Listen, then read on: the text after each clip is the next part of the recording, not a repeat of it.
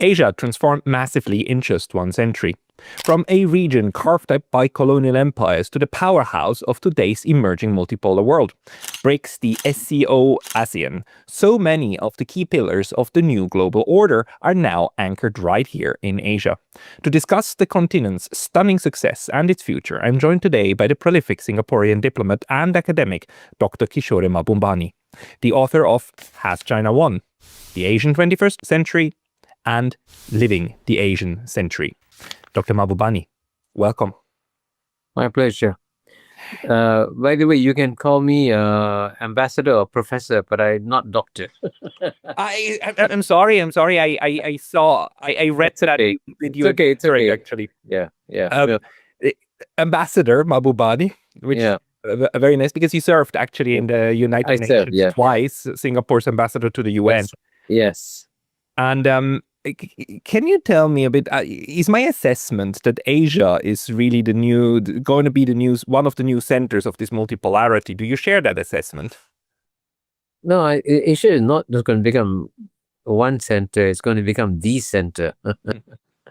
But of course, within Asia, there'll be multiple poles, by the way. Asia itself will be multipolar, not just part of a multipolar world. And certainly, the key point I emphasize in my writings is that the 200 years of Western domination of world history have been an aberration. Because from the year 1 to the year 1820, the two largest economies of the world were always those of, China and India. Mm-hmm. So it's only in the last 200 years that Europe took off and North America took off. But this Western domination was always an aberration. It has come to an end, and it's ending very fast. And I always give one statistic to illustrate this.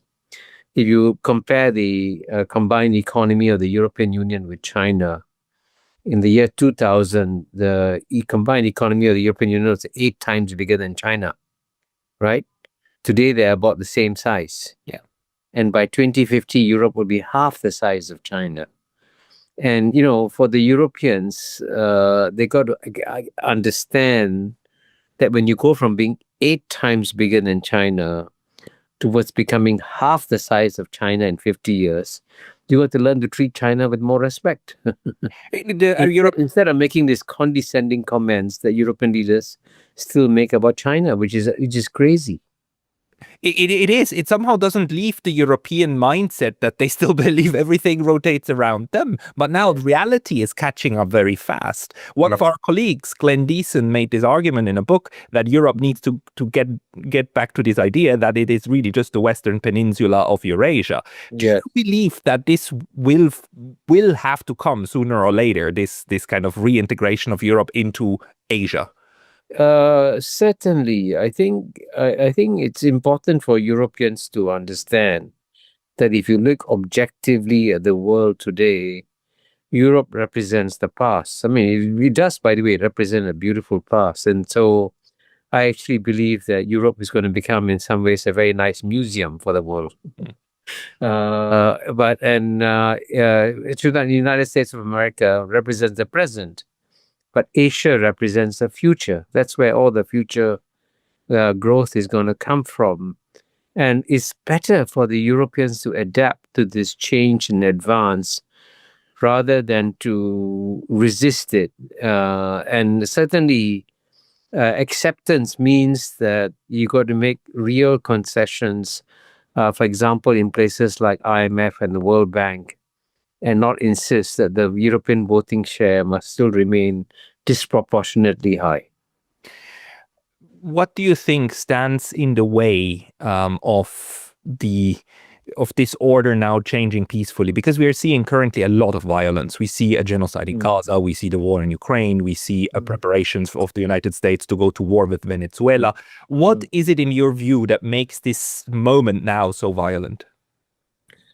Well, I think I would say actually overall, I mean, certainly the war in Ukraine is a tragedy, and the Russian invasion of Ukraine is illegal. It should be condemned.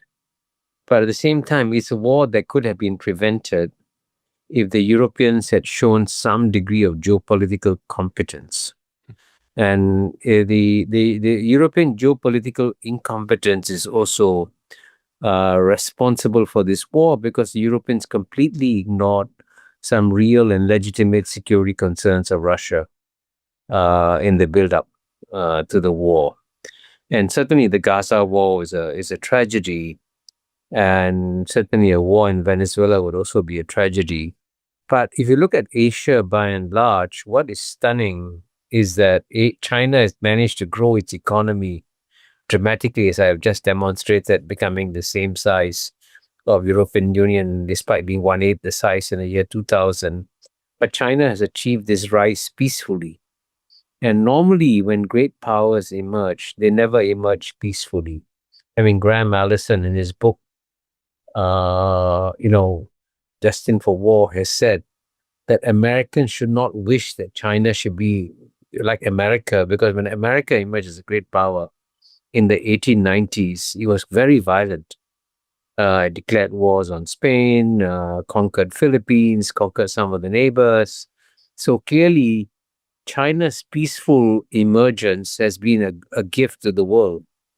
And that's why the West should appreciate this and accept the fact that China's rise has been peaceful, instead of trying to thwart China's rise and therefore create a lot of problems for the world. Do you, from your experience also as a diplomat who had to interact a lot with the Europeans and the Americans, the West in general, do you think they can do that? Do you think they're able to jump over their own shadow and actually say, like, okay, fine, this time we're going to try to approach others on eye level? Sorry, repeat that again. Do you think the West is able to finally realize that they have to approach others on eye level and not through this insane kind of berating them constantly for all alleged things? Well, I mean, I would say the more thoughtful people in the West understand that the world has changed, and the West has got to stop talking down to Asians, for example, right? But many of the leaders cannot admit it, You remember President Joe Biden famously said when he was president, he said that the Chinese have the goal of becoming the number one power in the world. But he said, it ain't gonna happen on my watch, No American president wants to be president of the United States when it becomes the number two power in the world. So, that shows that a sense of lack of reality, because at some point in time, I don't know when, Chinese economy will become the largest economy in the world. And it's better to prepare for it in advance and accept it, rather than to keep denying it. Earlier on, for example, I mentioned the voting shares in IMF. Even though both EU and China are about the same size, they have about 17-18% of the world's GNP. But the EU share of IMF voting shares is 27%, and China's share is 6%. Now, in theory, according to the voting shares in IMF are supposed to represent your share of the global GNP. So EU has got to cut down its voting share from 27% to 17%, and China has got to increase its share from 6% to 17%. And then you have a voting share that reflects the world of today, not the world of yesterday. But that's a concrete example of how the Europeans are refusing to accept the fact that, Asia has risen and you got to adapt and change. Do you think it is more realistic to try to nudge the West to actually adapt these institutions, or does it make more sense to just build new ones? Because it seems to me that, especially within BRICS, the idea at the moment is to let's build the new infrastructure and just, if the West ever wants to join, maybe in the future they can, but let's go ahead. Well, I think most Asian states actually, surprisingly, are happy to live with the current global order that was created by the West in 1945 at the end of World War II. So you look at all the major global institutions, the United Nations family of institutions like World Health Organization, the World Trade Organization, IMF, World Bank, you name it. They were all created by the West at the peak of its power at the end of World War II. Now, in theory, with Asia rising, Asia can say, hey, we don't want these Western institutions. We want to create our own. But actually, the Asians want to keep these institutions. But of course, these institutions got to adapt and accept Asia's return. So, for example, within the UN, you have a UN Security Council, in theory, it has 15 members, but in practice, as Singapore discovered when we were members of the council in 2001, 2002, that there are actually 5 members who control the council, the P5, and which is, of course, United States, Russia, China, UK, France. And the 10 members are the elected members are observers, basically. The council is controlled by the 5. But, that's not a bad thing to have a veto, 5 permanent members, with a veto. But you got to represent the great powers of today and not the great powers of yesterday. That's what the Security Council was designed to have. And so, for example, you take UK, for example, right? And I mean, I'll compare UK with India, okay? And the reason I compare UK with India is that 100 years ago, the British could rule India effortlessly. It's shocking that 100,000 Englishmen could rule over 300 million Indians. Amazing, right? Now, that world is, of course, it won't happen again. But even as recently as the year 2000, the British economy was 3.5 times bigger than the Indian economy. Today, of course, the Indian economy is bigger, but by 2050, the Indian economy will be 4 times bigger than the British economy. Now, when that day comes, it will be absurd to have the UK as a permanent member of the UN Security Council and India not as a member. So if the British want to be gracious about it, the British should say, okay, India is now a much more powerful country than me. The British should graciously give up their permanent seat in the UN Security Council to India. And when I wrote this article for the Financial Times, I thought the Financial Times wouldn't print it. To my surprise, they printed it. So I think the more thoughtful British realize that the time has come for the British to give up their seat in the UN Security Council to India. But that's the sort of thing, these are the sort of changes you need to make. So you keep the institution of the UN, but you change the composition. But in order to do that, the Brits would have to do it voluntarily, and actually the other 4 Security Council members would have to accept that too, because the United States could veto it. France could veto it if they said, like, no, you're not leaving the club. Is it realistic to believe that the institution, that these declining powers have the ability to actually say, like, fine, we need, for the greater good of everybody, we need to disempower ourselves and empower the others? Because we don't often see that in world politics, do we? Yeah, you're right. In France could veto, and United States could veto. You're right, but at the same time, they also got to figure out that the challenge to the UN Security Council, the danger for the UN Security Council is that they may keep their present composition, but they can lose their credibility. No one will listen to them. Say, who are you? Who do you represent? Why should you British still be in the council? So to keep its credibility, it's got to change the composition. Mm-hmm. So that's the dilemma that the current members of the P5 have. Do they keep the composition and lose their credibility, or change the composition and gain and keep their credibility? But what I have done is, in my book, The Great Convergence, I've also suggested a comprehensive formula for reforming the UN Security Council. I call it the 777 formula. So you will have 7 permanent members in the UN Security Council.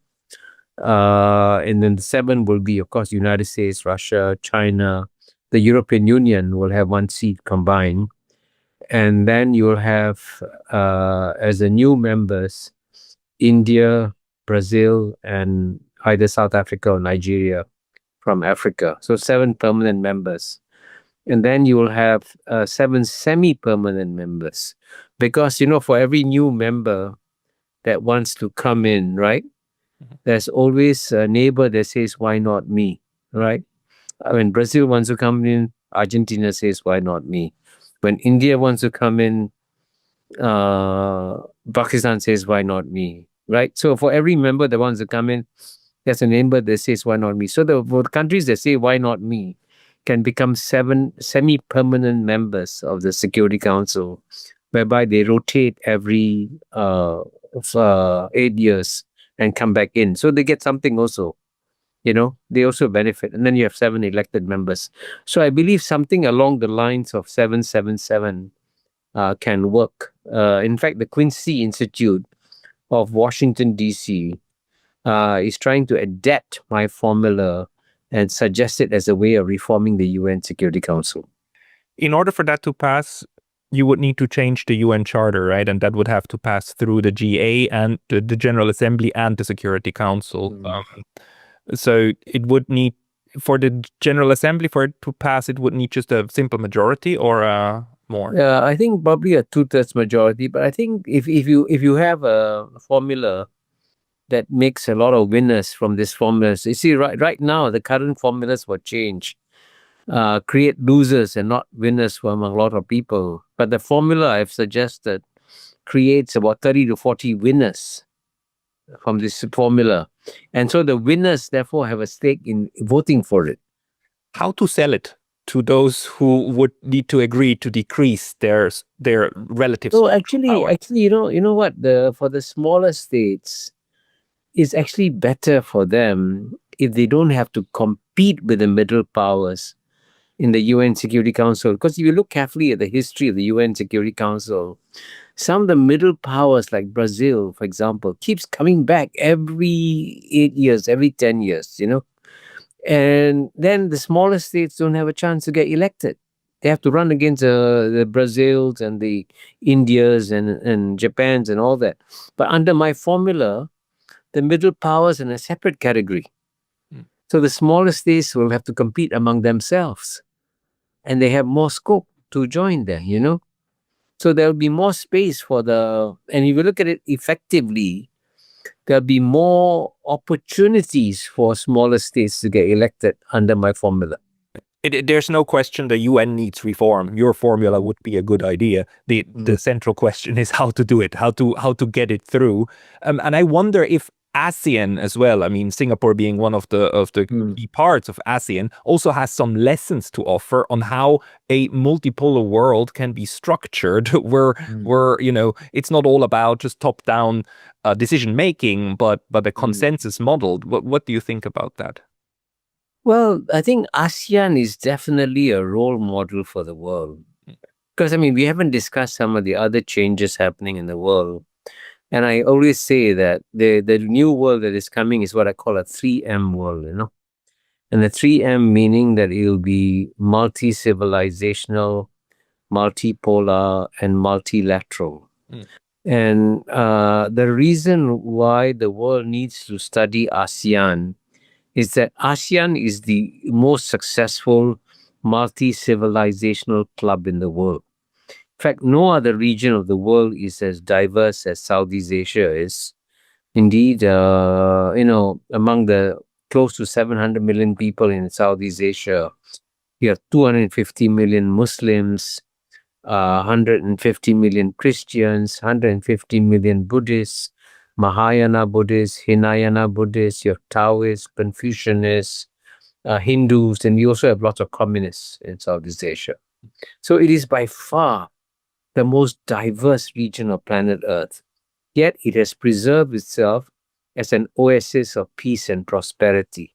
So what ASEAN has done is ASEAN has provided a multi-civilizational laboratory for the world so you can understand how different civilizations can live with each other in peace. And that's what the 21st century is going to be all about, because the Western civilization has got to learn to live in peace with stronger Chinese civilization, stronger Indian civilization, stronger Islamic civilization. And the reason why ASEAN is the only one that can offer a model, because if you look at the European Union, for example, the European Union has been around much longer than ASEAN, but it still remains a Christian club. And, Turkey has applied to join for, 30, 40 years now. And the fact that the European Union cannot even admit one Islamic member shows that the European Union is psychologically not preparing itself for a multi-civilizational world, but ASEAN is teaching the world how to live in a multi-civilizational world. One other thing that the West seems unwilling to give up is this thinking in black and white and friend and enemy, in ally or adversary. But ASEAN and Asia in general, it doesn't go that route. The rest of the world doesn't go the way of forming more and more alliances. How do you see the security structure actually? That what can we learn about how Asia organized its security structure? Well, one thing you notice that, relatively speaking, in Asia, the major powers are not building alliance structures. So China is not building an alliance structure. India is not building an alliance structure. Indonesia is not building an alliance structure. Of course, some Asian states are allies of the West, of United States. I mean, Japan, South Korea, Philippines, Thailand. But at the same time, they're also pragmatic. Even though they're allies of the United States, they're still keeping up their good ties with China.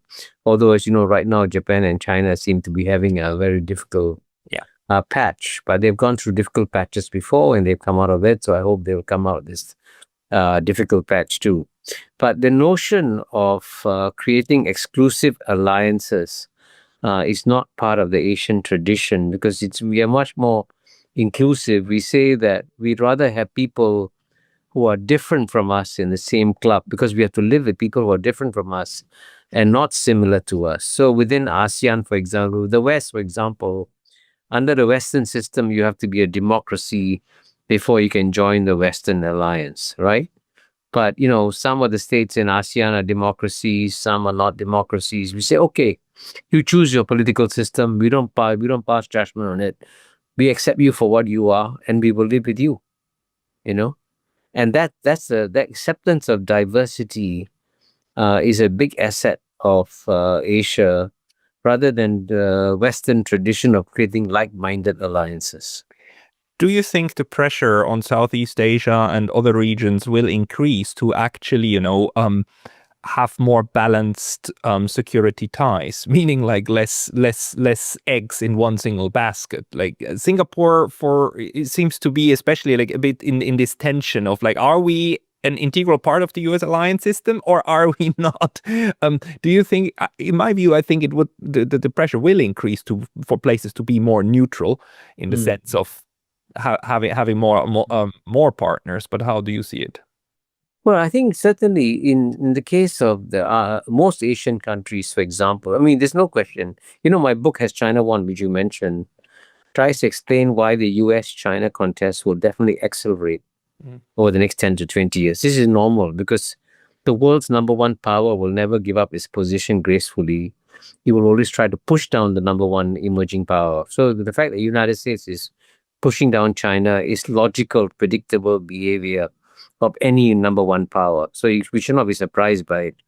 But what's interesting is that, unlike in the case of the Cold War, when the United States was very successful in recruiting allies, both in advanced European countries and also among developing countries. I mean, in the Cold War, countries like Indonesia, Pakistan, Egypt, and to some extent even China were allies of the United States in the Cold War. But this time around, in the contest between the United States and China, almost all the major countries in the world, especially in the global south, have said, we're not taking sides. We want to be friends with the United States of America. We want to be friends with China.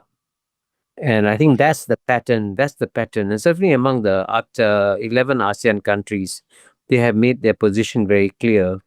They want to be friends with the United States and they want to be friends with China, and they don't want to take sides. And that in general also reflects the position of the global south countries too.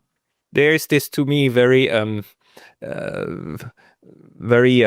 telling very telling video about the foreign minister of India, Mr. Jaishankar, in a interview about 1.5-2 years ago, when the Western interviewer really pressed him on when push comes to shove, will you be with the West or with China? Will you be with the West or will you be with China? It seems not to register in the West that you can have friendship or not defined relationships with several sides. Do you also observe that?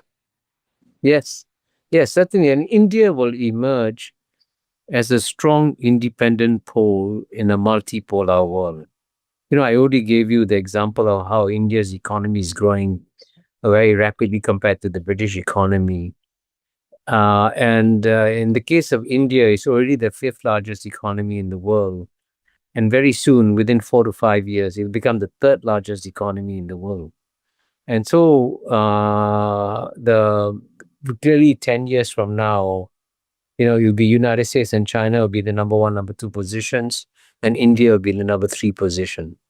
And so there's no reason for India to align itself with either the United States or with China, because it's big enough, strong enough to be an independent third pole. And frankly, the rest of the world will be happy to see India as an independent third pole, because if the independent third pole doesn't take sides, it provides political cover for other countries also not to take sides in this US-China contest. Very concrete question, but do you think it is about time that we start reforming a very old part of international law called the law of neutrality in order to adapt it to this modern version of being multi-aligned? Well, I think I don't think that they will be necessarily neutral, They will be, in my view, the word non-aligned is still very much more accurate, because on some issues, clearly, countries will work closely with the United States, for example, because the United States is still a leading country in many areas, and the world will still have to work with the United States. And in other areas, they'll work closely with China. So they're not necessarily being neutral. They're being non-aligned and willing to work with everybody. The interesting thing is non-alignment was never codified in international law, at least not in any way similar to the way neutrality was codified. Do you think the UN should work on non-aligned principles and norms in order to make them more useful? Well, I think what's more important is for the states to show their positions in their behavior, right? And behavior is much more important as an indication. So, for example, the European states, for example, right? They could have also chosen to be an independent pole. And in the geopolitical contest between the United States and China, they could have chosen to be friends with the United States and be friends with China, right? And that will be a sensible thing for Europe to do, because in many ways, in the long run, the biggest challenge for Europe is not going to come from Russia. Russian tanks are not going to invade Germany or France anymore. In fact, the biggest challenge to Europe is going to come from the demographic explosion in Africa, right? And, in the year 1950, Europe's population was double that of Africa's. Today, Africa's population is 2.5 times bigger than Europe's. By 2100, Africa's population could be 10 times bigger than Europe. So Europe has got a very important vested interest in the economic development of Africa. Because and so every dollar invested in Africa is a gift to Europe, because it creates jobs for Africans to stay in Africa. So when China is now the biggest investor in Africa. So when China invests in Africa, Europe should send China a thank you note and say, thank you for investing in Africa, because you are creating jobs in Africa. But instead of thanking China for investing in Africa, the Europeans have shown their geopolitical incompetence by slapping China, criticizing China for investing in Africa. So this is a classic case of shooting yourself in your own foot when you criticize China. So I find when I listen to the European leaders like Elizabeth von der Leyen, Kaja Kallas, or Annalena Baerbock, the former foreign minister of Germany, I find that they don't step back and do a very rational, pragmatic, long-term strategic calculation of what are Europe's interests in the long run and what should Europe do to protect itself in the long run. So I'm actually, in some ways, the best friend that Europe has, because I'm trying to tell the Europeans, look at your own interests, and your own interests dictate that you should not necessarily take the side of the United States against China, because your interest, geopolitics is a combination of two words, geography and politics.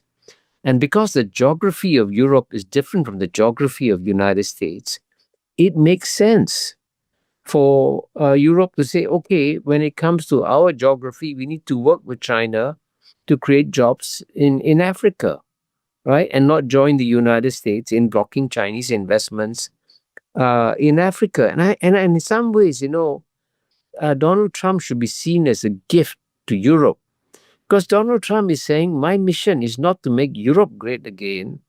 My mission is MAGA, to make America great again. And so Europe should say, okay, if your mission is to make America great again, our mission is to make Europe great again. And therefore, Europeans should become more pragmatic in the way that they handle their geopolitical issues. But as Henry Kissinger told me in his last one-on-one conversation, the quality of mind of European leaders has gone down a lot. And they're not able to engage in long-term strategic thinking in the way that previous generations of leaders could do so. Well, the United States was also very successful in building these transatlantic ties and actually fostering a lot of European leaders who view more value in continuing the transatlantic ties and strengthening the US than strengthening their own domestic capacities, which is a tragedy. But let's put that aside. Do you think that this will come back into balance over long or short, or do you foresee, especially for Europe, more turmoil ahead? There was a famous British statesman, Lord Palmerston, I think his name was, who said that countries don't have permanent friends, they don't have permanent enemies, they only have permanent interests. Now, in the Cold War, there was it wasn't the values that brought United States and European Union together. There was a convergence of interests. Both felt equally threatened by the Soviet Union. And they say, okay, if you have a common enemy, you cooperate, right? The Soviet Union was right there at the border of Europe. In fact, Soviet tanks were very close to Germany. So it made sense for Germany to form a close alliance with the United States of America. Now, China is 12,000 kilometers. The gap between Brussels and Beijing is 12,000 kilometers or more. China is not a threat to Europe. So, so in that case, if you want to look after your own interests, as by the way, Donald Trump is actually, to be fair to him, looking after American interests very well, right? He's taking care of American interests. So I think certain parts. So therefore, Europe should also learn to take care of its own interests and decide where its interests converge and where its interests diverge. Because in the long run, geopolitical alliances are not based on values; they are based on interests, as Lord Palmerston said. And the European Union needs to do a complete strategic reboot and figure out where its interests lie. Because without doing the strategic reboot, the Europeans are making mistakes. For example, there's Susan Glasser, a New Yorker writer. She wrote recently that the current European policy is one of practicing strategic self-abasement. Now, that's in her words, strategic self-abasement. Now, strategic self-abasement means kowtowing. Now, you never get the respect of anyone when you kowtow. So the Europeans should therefore work out their own independent foreign policy and not rely just only on, relying on others to save their interests. Your words, Ambassador, in the ears of the Europeans, or the European Union at least. I have to be very mindful of your time, and I thank you very much for speaking to us. People who want to follow you, is there a place where you regularly publish your analysis? Well, I mean, I have a website, www.mamubani.net, but I also have Twitter, Facebook, LinkedIn, and Substack. I will put. I have all. They can turn to any one of them. I will put the links to all of them into the description of this video below. Sure. Ambassador Mahbubani, thank you very much for your time today. Thank you very much. Thanks a lot. 大家好，我是主播周玉琴。很多的朋友告诉我们，太阳星全效克菲尔益生菌帮助了睡眠品质。有季节敏感、代谢困扰、关心异常细胞风险的好朋友呢，可以选择原版的太阳星全效克菲尔益生菌，它添加有超级食物羽衣甘蓝，健康再加分。而有睡眠困扰的朋友们，赶快选择蓝色包装这一款晚安加强版，绝对是更有感。每日克菲尔，时刻美好 ，Good Feel Good， 请上快点购为健康下单，而且要记得输入推荐代码，有额外的折扣优惠。太阳星全效克菲尔益生菌基础版、晚安加强版，新包装改版，内容不变，抽取更方便，要吃就吃最好的。